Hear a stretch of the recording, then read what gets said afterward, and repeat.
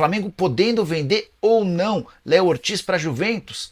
Preciso te atualizar também sobre o futuro de Marcos Braz no Flamengo. Quero falar também sobre o Flamengo com novidades sobre o projeto do estádio, data de inauguração e capacidade definida. Falo também sobre o Flamengo e a possibilidade de saída do Léo Ortiz. Para completar o vídeo, falo sobre a eleição no Flamengo. Fala aí, pessoal, sou Jorge Nicola, bem-vindos a mais um vídeo do canal. Sempre bom ter vocês por aqui. Sem perder tempo, só pedir para deixar like, para se inscrever no canal e para ativar todas as notificações. Quero falar agora sobre o Flamengo com mais atualizações sobre uma especulação que surgiu nas últimas horas, a de que Léo Ortiz interessa a Juventus da Itália. Posso contar para vocês que pessoas que trabalham com o Léo Ortiz afirmam terem sido procuradas recentemente pela Juventus da Itália. Paulo Pitombeira é quem tem conduzido essas negociações. E o atleta chegaria para o lugar do Bremer, zagueiro brasileiro da seleção nacional, que precisou ser cortado depois de uma lesão grave que vai deixá-lo fora dos campos por bastante tempo. Cheguei a conversar com o Paulo Pitombeira nessa quarta-feira perguntando sobre a possibilidade dessa história avançar. Segundo o Pitombeira, a proposta poderia chegar até 15 milhões de euros, mas nesse momento não há intenção do Flamengo em fazer negócio com o zagueiro de 28 anos de idade, que foi comprado do Red Bull Bragantino depois de uma enorme novela por 7 milhões de euros fixos, mais 1,5 milhão de euros em bônus. Jogador que já se declarou torcedor do Flamengo desde a infância, realizando um sonho. Para que a Juventus avance nessa tratativa e leve o Léo Ortiz apenas a partir de janeiro, quando o mercado por lá reabre, vai haver a necessidade de uma proposta bastante grande do ponto de vista financeiro. Bora falar agora sobre o fim de Marcos Braz no Flamengo, pelo menos um fim temporário. O vice-presidente de futebol do Flamengo admitiu que está de saída do clube. Ele participou nessa segunda-feira do lançamento da candidatura de Rodrigo Dunsch. E apesar de estar participando desse movimento, ele já percebeu que não terá cargo com o próximo presidente do Flamengo se o grupo da situação vencer a eleição. Marcos Braz chegou a dizer o seguinte, abre aspas, desde 2019 eu falo que sairia junto do presidente Landim.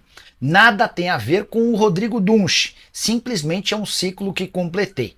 Tenho certeza que os números me absolvem. 3 títulos brasileiros, ele inclui também o título de 2009, duas Libertadores e ele completa. A gente ganhou muita coisa, saio com a sensação de dever cumprido, mas no dia que eu voltar, será para ser campeão do mundo, fecha aspas. Então o Braz admite que é o fim do ciclo, que ele já entendia que era hora de sair, mas já faz planos de voltar, cogitando, sonhando com um título mundial. O Braz também foi perguntado sobre Hugo Souza, goleiro que pertence ao Flamengo, está emprestado ao Corinthians. O Braz respondeu, abre aspas, tá faltando pagamento, só isso. Isso precisa ser resolvido, não tem problema algum. Agora no domingo, o que eu posso falar é que se ele jogar de novo, são mais 500 mil reais de multa para o Flamengo. Eles só deixam de pagar a multa, no caso do Corinthians, depois que estiver totalmente resolvido o negócio. Não sei se dá tempo de fechar a contratação até o fim dessa semana, fecha aspas, completou o dirigente do Flamengo. Só para arrematar em relação ao Fla, Rossi, Wesley, Léo Ortiz, Cleiton e Alexandro, Alan, Everton Araújo e Alcaraz, Michael, Gabigol e Bruno Henrique têm sido o time que vem treinando, mas para o confronto da próxima quinta-feira contra o Fluminense, voltam 7 jogadores que serviram suas seleções e a tendência é que o Flamengo tenha um time mais forte para o confronto. Por falar nesse jogo contra o Fluminense, praticamente todos os setores à disposição de torcedores do Flamengo esgotados. Já a torcida do Flu comprou até agora apenas 3 mil ingressos. Quero falar agora sobre novidades envolvendo o estádio do Flamengo. Nessa segunda-feira, Rodrigo Dunsch apresentou a sua campanha, lançou a campanha para presidente do clube. Ele é apoiado pelo Rodolfo Landim. E 2 informações bem relevantes vieram à tona. A primeira delas, a ideia do Flamengo é ter um estádio no gasômetro para 75 a 79 mil torcedores. Foi a primeira vez que o Flamengo oficializou o número de torcedores que que o estádio pretende comportar.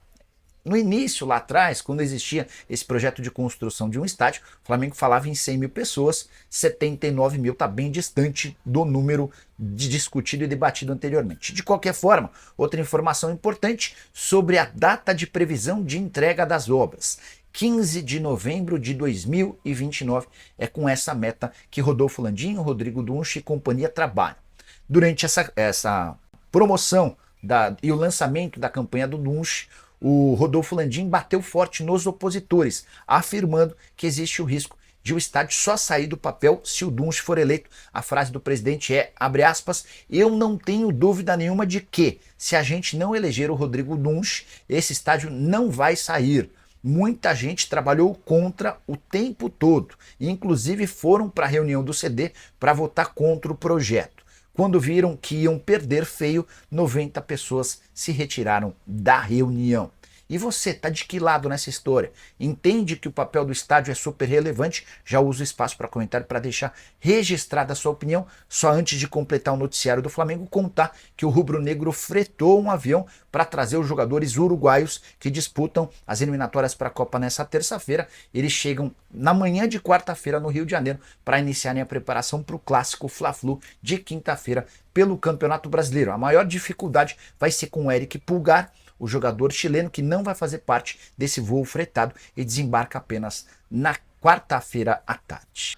Bora falar agora sobre o Flamengo e a eleição para presidente. Com a desistência de Delair Dombrowski, teremos 4 candidatos à presidência do Fla, eleição marcada para 9 de dezembro. Rodrigo Dunche concorre pela situação, o BAP é o principal opositor, aquele com mais chances. Maurício Gomes de Matos e Valim Vasconcelos são outras alternativas. A percepção das pessoas que frequentam a Gávea é de que o BAP é o grande favorito, com mais chances até do que o Rodrigo Dunche, que é o candidato da situação, representando o Landim. Se o Dunche, inclusive, ganhar a eleição, o Landim, que é o atual presidente, volta como CEO do clube. A chance do Dunche vencer essa eleição depende muito do que o Flamengo fizer daqui até o fim da temporada. Se o Flamengo for campeão brasileiro, se o Flamengo vencer a Copa do Brasil, a chance de o Dunche ganhar a eleição aumenta.